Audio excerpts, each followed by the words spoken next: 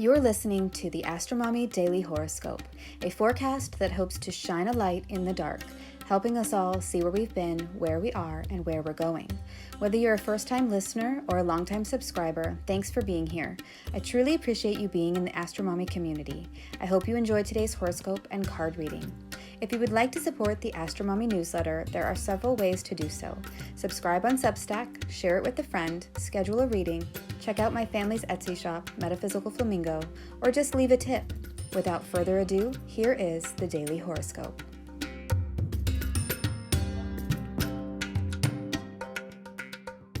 Big week ahead. The pressure is building.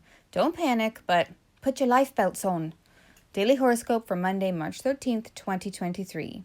Good morning, friends. This is an intense week. We could feel like the pressure is building, and it could feel confusing, like we woke up on a ship out in the middle of the ocean, shrouded in fog.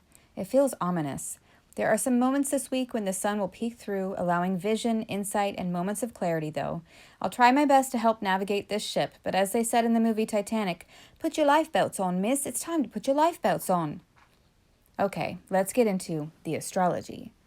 We have the moon now in Sagittarius, building toward her third quarter square, and we have Mars about to square Neptune, both of which are perfecting tomorrow.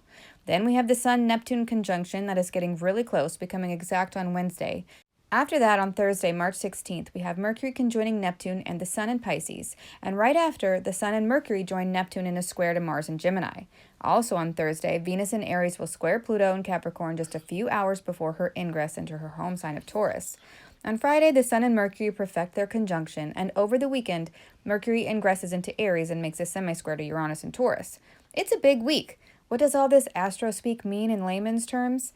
It means shifts are coming, and some may be dramatic. They could be shifts in the world around you, or they could be personal shifts. It just depends upon your natal chart and where these transits are taking place. We are already seeing Pluto leaving Capricorn with a bang, symbolized by the Silicon Valley Bank collapse, the biggest since 2008 when Pluto ingressed into Capricorn. Coincidence? I think not. Did you think Pluto would leave Capricorn unnoticed?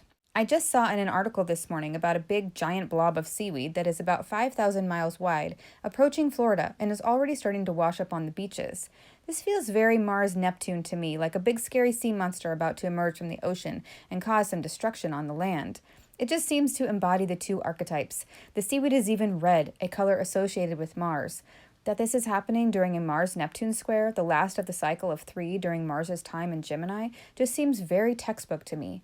So there's a lot of tension building up today as we approach these transits, and as we approach the moon in Sagittarius' third quarter square to the sun in Pisces, exact tomorrow.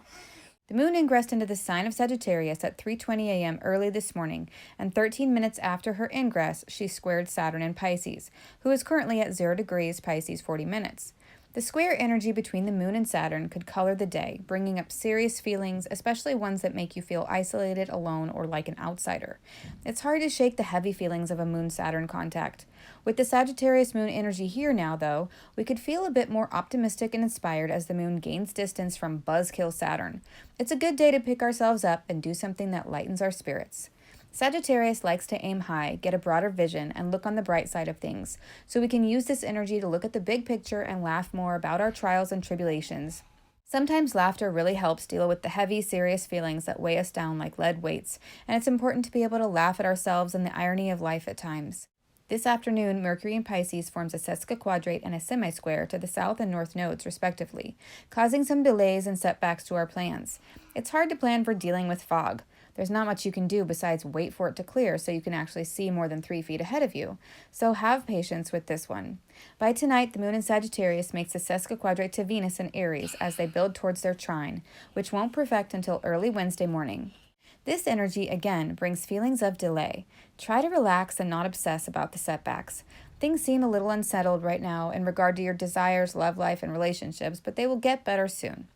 Let's move on to the card for the day. What is the guidance for today? 23, Aquarius, I know. The Aquarius card is all about thinking ahead toward the future. Aquarius season is in the middle of winter when the days are short, cold, and dark. This time of year is about taking stock of the resources you have and how you can make them stretch to last over the long, bleak months. The symbol for Aquarius is the water bearer, who makes sure that everyone gets their share of the precious resource. Sometimes this includes innovative thinking and strategies, even inventing new things. So Aquarius is associated with new technologies, new ways of thinking, and new perspectives.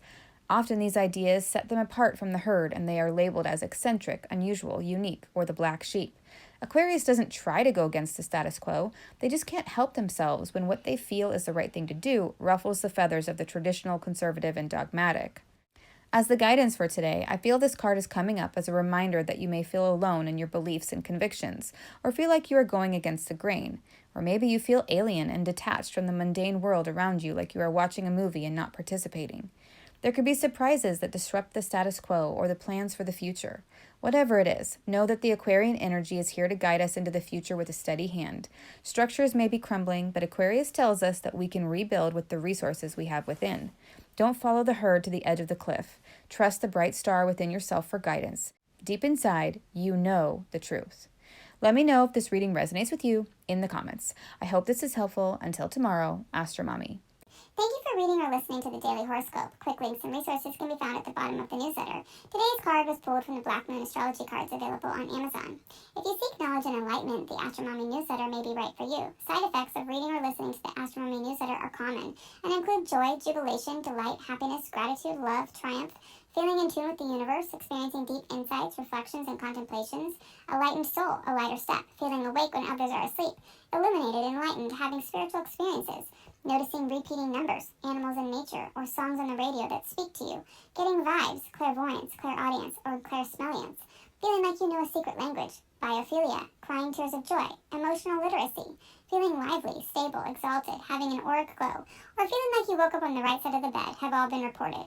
If you purchase anything through the affiliate links that I provide in the newsletters, I will make a very small commission. Thanks for listening.